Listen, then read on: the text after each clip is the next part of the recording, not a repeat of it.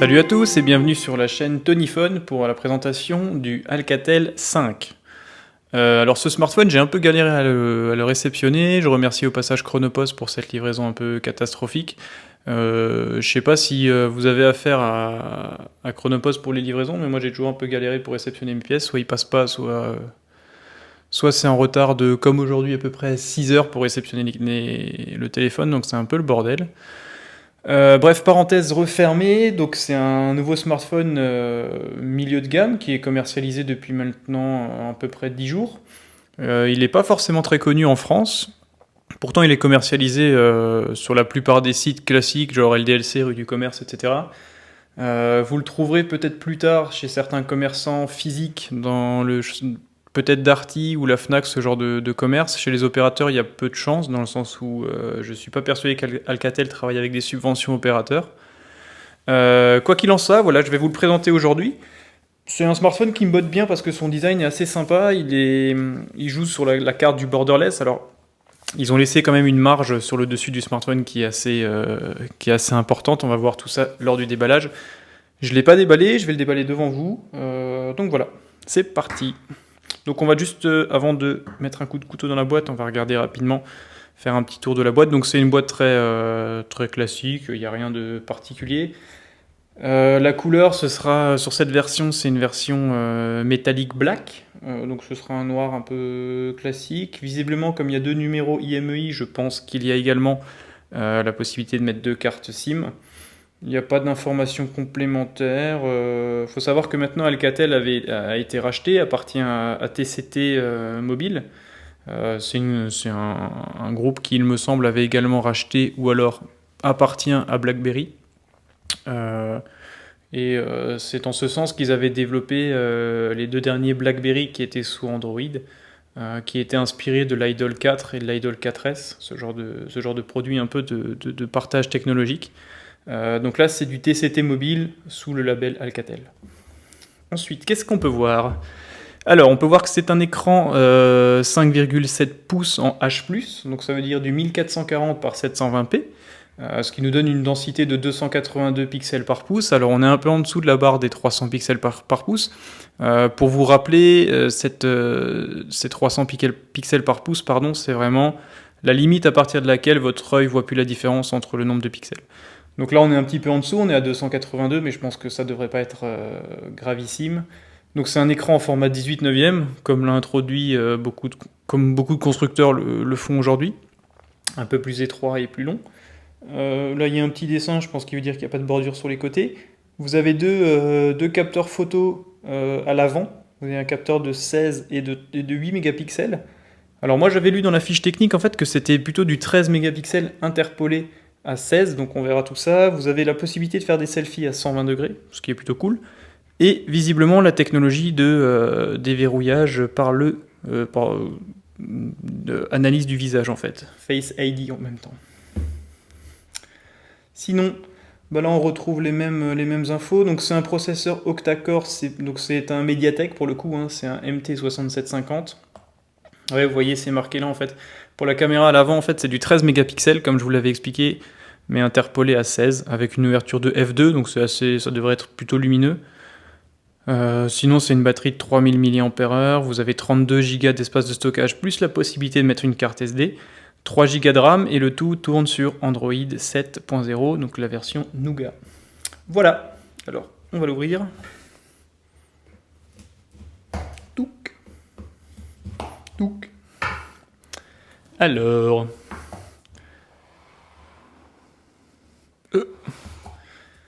voici la bête. On fout ça sur le côté. Voici le produit. Alors on a toujours le même rappel d'informations. Donc là, il y a le capteur selfie. Donc je ne sais pas si vous le voyez bien. Il y a un capteur selfie qui permet de faire des photos à 5 mégapixels mais en grand angle à 120 degrés. Donc si vous êtes plusieurs, c'est toujours sympa. Et il y a également l'autre capteur principal qui lui fait des photos de 13 mégapixels qui sont réinterpolées à 16 mégapixels, donc c'est un peu de la magouille technologique, mais on verra ce que ça donnera, je ferai quelques photos avec. Et vous avez un flash aussi à l'avant, ce qui peut toujours être utile, après je trouve ça un peu gadget, mais enfin. Voilà, apparemment il a déjà l'air allumé. Alors, pour le dos. Bien, le dos, on a un capteur non cliquable, capteur d'empreinte, l'appareil photo de 12 mégapixels avec une ouverture de f2.2. Donc f2.2, c'est pas super lumineux, c'est ce que Huawei a proposé sur le Huawei P9 à l'époque et le Huawei P10. Après, on verra ce que ça donne. Une ouverture de 2.2, c'est une ouverture qui n'est plus trop utilisée aujourd'hui. Les constructeurs ont tendance à aller vers des ouvertures à f1.8, f1.7 ou même moins, pour vraiment maximiser l'entrée de lumière, limiter du coup la montée en ISO de l'appareil photo et éviter cet aspect granuleux qu'on a l'habitude d'avoir avec les smartphones. Donc voilà. Sinon, on va faire rapidement un tour de ce qu'il nous donne avec dans la boîte.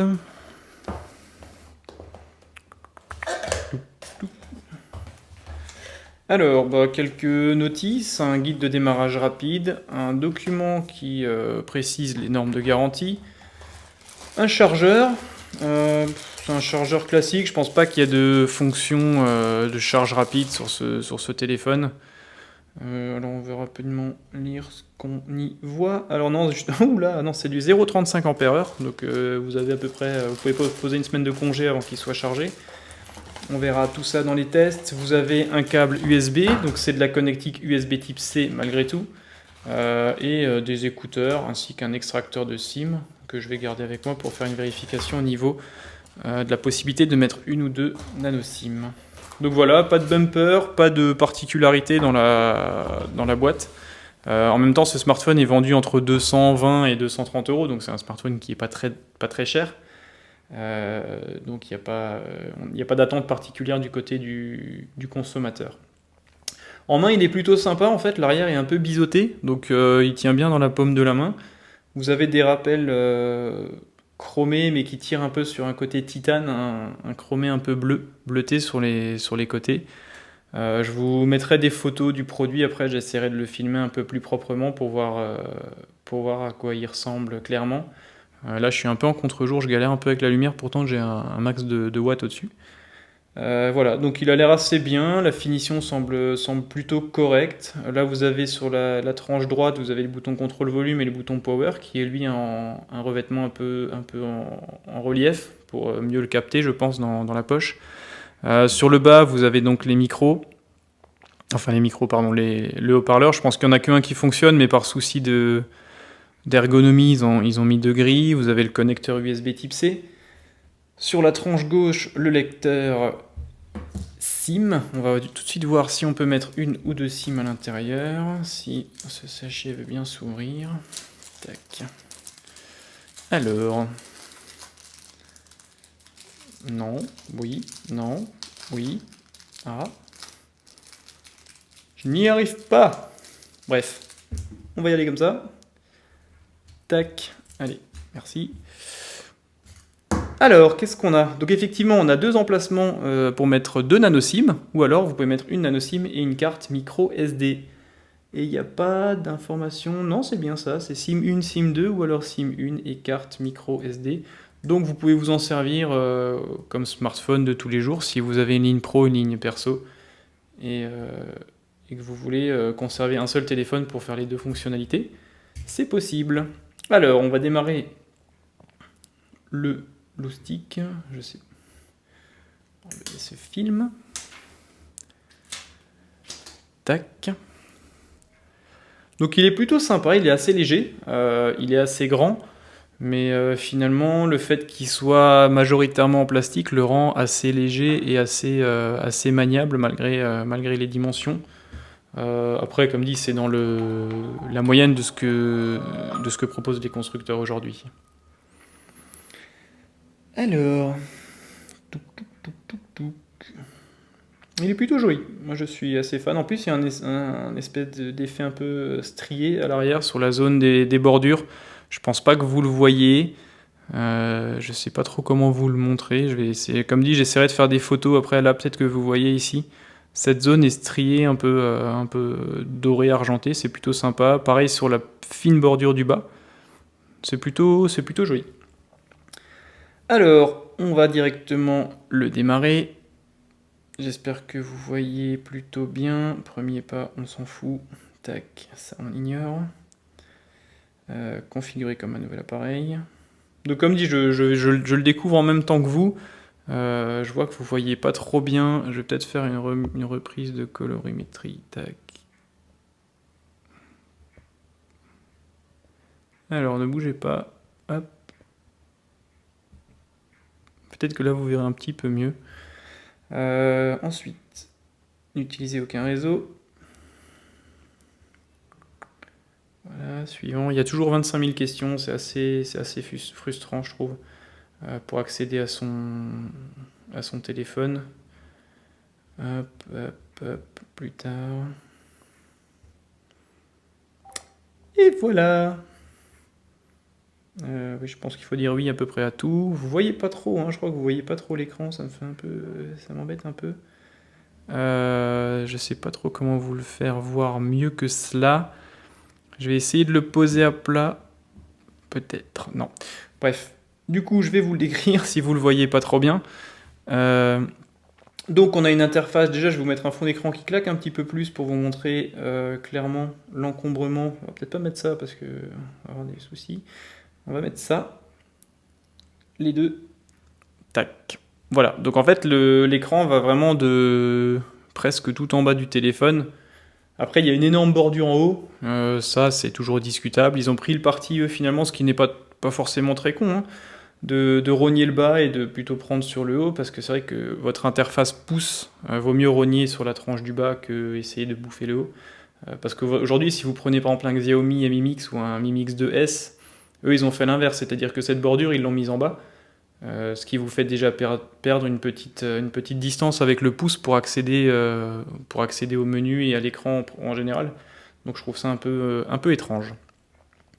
Alors rapidement, on va aller dans les paramètres. Là il y a un petit bouton, je ne sais pas ce que c'est ce bouton. On dirait un petit peu le bouton fonctionnel de chez Apple quand le bouton Home ne fonctionne pas. Je sais pas, je pense qu'on pourra le dégager. En fait, c'est une touche Joy Touch. Ok, mais si moi j'en ai rien à faire, je peux l'enlever alors ou... Ouais. Alors, on va aller directement dans les paramètres. J'aimerais juste voir déjà à propos du téléphone ce qu'on retrouve comme info là-dedans. Donc on est bien sur une version Android 7.0, donc Android Nougat. Il n'y a pas d'autres informations finalement sur le téléphone, si on voit juste le processeur qui est bien MT6750, donc un processeur Mediatek, qui est un processeur à 8 cœurs. Je n'ai pas trop d'a priori sur ce processeur, je m'en sers pas régulièrement. Après, c'est vrai qu'on a toujours des résultats qui sont un peu en dessous de ce que peut proposer Snapdragon ou Kirin ou Exynos côté Samsung. Néanmoins, je pense que pour le prix, entre 200 et 220 euros, c'est un processeur qui n'est pas déconnant dans ce secteur-là. Je voulais voir également le stockage, je voulais voir qu'est-ce qui nous reste au premier démarrage. Alors, où est-ce que ça se trouve ?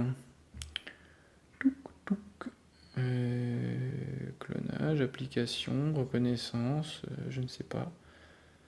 C'est un peu différent de Android classique, je trouve c'est un peu peut-être là-dedans, peut-être dans l'application. Non, ça n'a rien à faire dans l'application. Clonage d'application.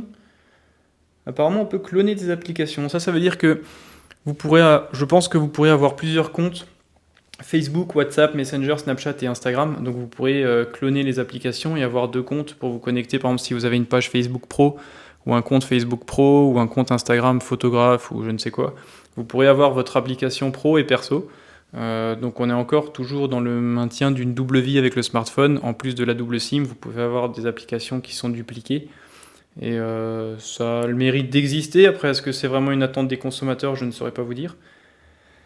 Moi, je cherche le stockage. Voilà, je l'ai enfin trouvé.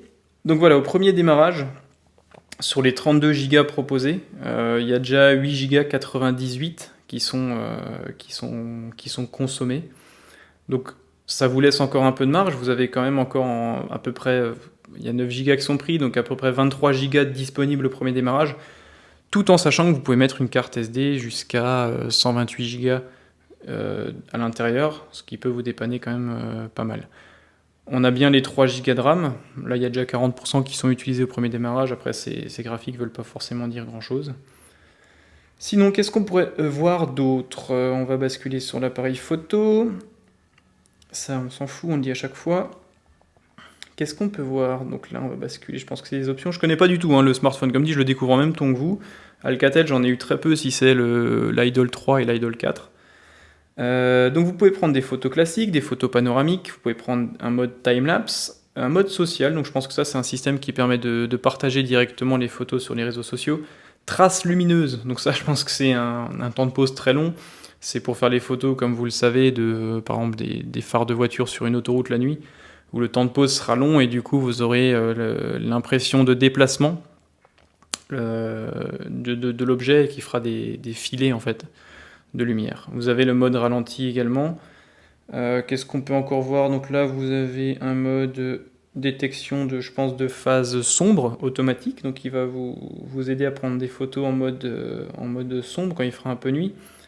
Le flash classique, vous avez un mode HDR automatique ou désactivable. Donc HDR, comme vous le savez, c'est une compilation de 3 ou plusieurs photos, ce qui permet de tirer les informations dans les hautes lumières et dans les basses lumières. Donc ça évite d'avoir un ciel cramé et une ruelle sombre par exemple. C'est un système qui fait ses preuves.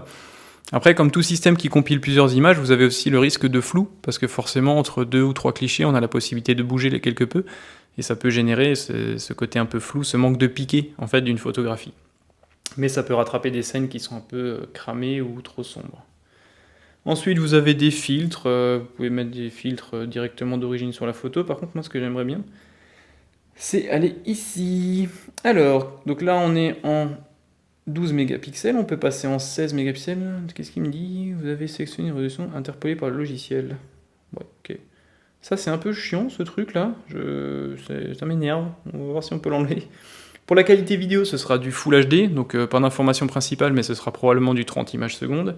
Sinon, vous pouvez filmer en 720p en 18 neuvième, donc c'est-à-dire que la caméra, enfin l'affichage prendra tout l'écran, ou alors en 720p classique.